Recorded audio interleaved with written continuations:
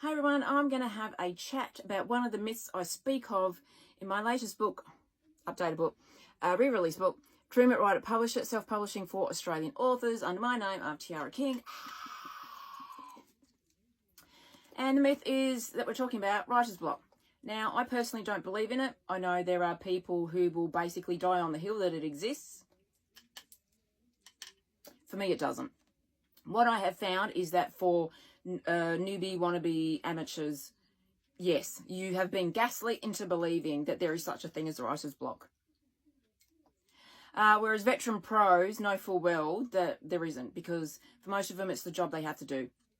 I've watched a lot of the masterclass. Actually, I've binge watched all of the masterclass author courses. And whenever they were asked about writer's block, the blokes were all like, yep, don't suffer from it. I've got a list of ideas. I just sit down and write. I just do this, I do that, or they do that.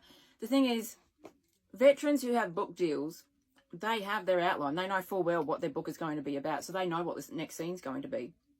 How many of you amateur newbie wannabes have no idea what your book's going to be about because you haven't bothered to sit down and do an outline?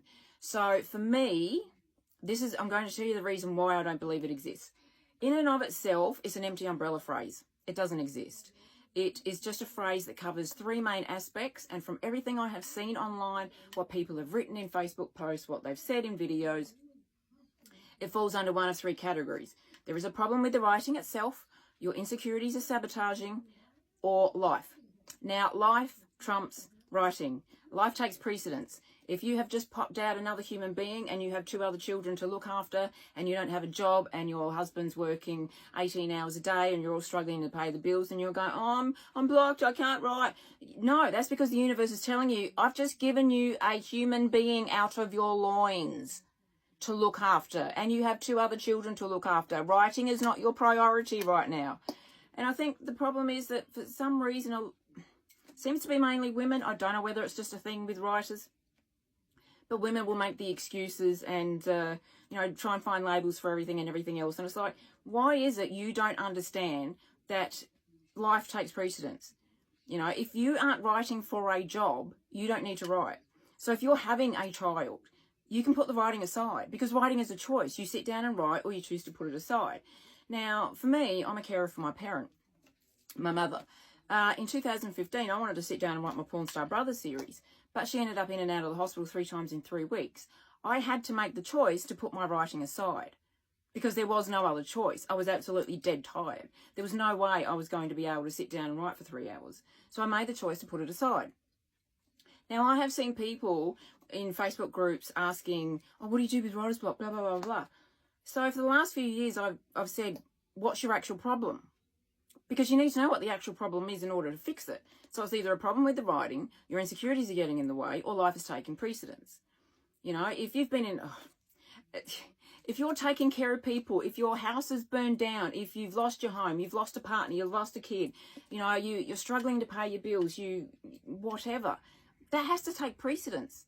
Your writing doesn't, unless that is your job. And for most of us, it's not our job. It's just something we do. For those who can go full-time and earn full money, great, good for you. But you also know you have to be fluid so that when life comes to smash you in the face, then, you have to actually put that aside and deal with it. I swear to God, there will come a day, someone will say, I can almost put money on it. Someone will say, oh yeah, I've had writer's block for the last 6 weeks. I was in a coma for 3 weeks and then I was in the hospital for 3 more weeks and I couldn't write a thing. I swear to God, someone will say that because it has become that arrogant. Whenever anyone says, how do you deal with writer's block? Everything is labelled writer's block. Oh, I'm caring for someone. I'm exhausted. I'm this, I'm that. Oh, yeah, I had writer's... No. The life was punching you in the face and it was telling you you needed to take care of these things. And you were ignoring it and not understanding. So you really have to understand that life takes precedence and we have to be fluid with life. If we suddenly have something to deal with or someone ends up in the hospital and we have to deal with doctors and everything else, that has to be put aside. That's just the way life is. And it's not just writing. It's, if you take dance classes or painting or sculpting or any creativity or even any exercise, sometimes you just got to put that off until you deal with it, because life can be overwhelming and all of the shit that gets thrown at us can really overwhelm us. So back to the other area of insecurities.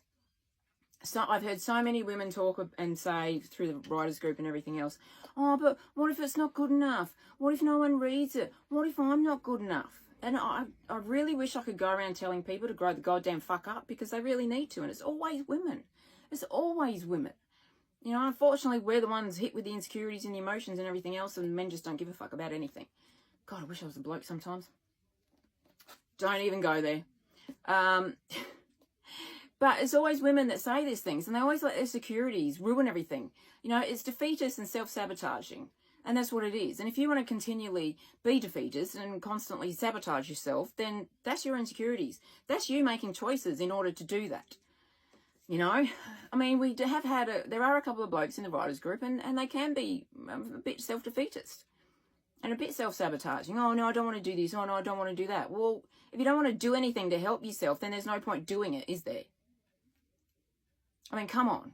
So if you're going to let your insecurities run rife and veer off into the imposter phenomenon, which is its actual real name, named by Dr. Pauline Clance back in 1978, when her and Dr. Suzanne Imes did their theories and their tests and their, you know, everything that they did in order to figure out what was going on in women's minds. And she said she felt like an imposter. That's its actual name, imposter phenomenon. You know, I don't believe in that either. And it's not a real mental illness or disorder. It's just another umbrella phrase. But that's where that category will lead you to. So if you're going to be self-defeatist and sabotage yourself, then don't bother, you know, because it's your attitude that's doing that. So then we get back to writing. What is it that you have written where the problem lies? Because you have to name it in order to fix it. You know, if you have an outline, you can go back to that outline and go, okay, I'm here. That's not even in the outline. I'm supposed to be here. How do I get back to that? Well, you sit down and you figure out that you either cut something out, or you add a filler scene or an in-between scene to get you from left to right, or A to B. Technically, it would be A to C.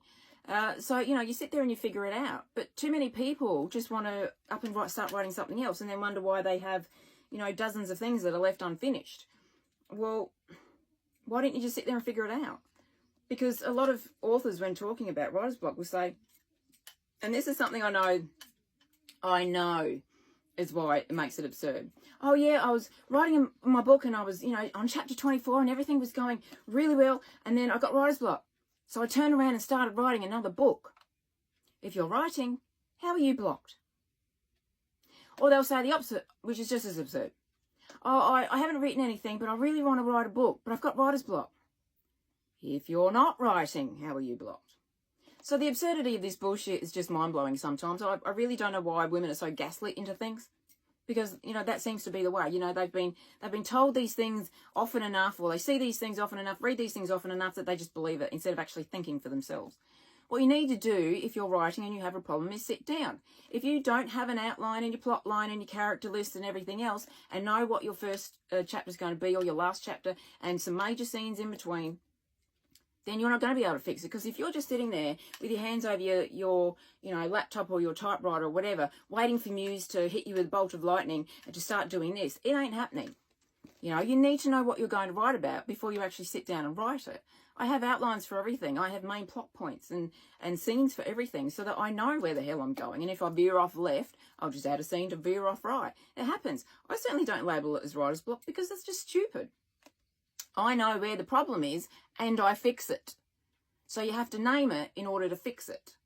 Now, there will be people that disagree with this. There will be people that vehemently go, oh no, writer's block is a real thing.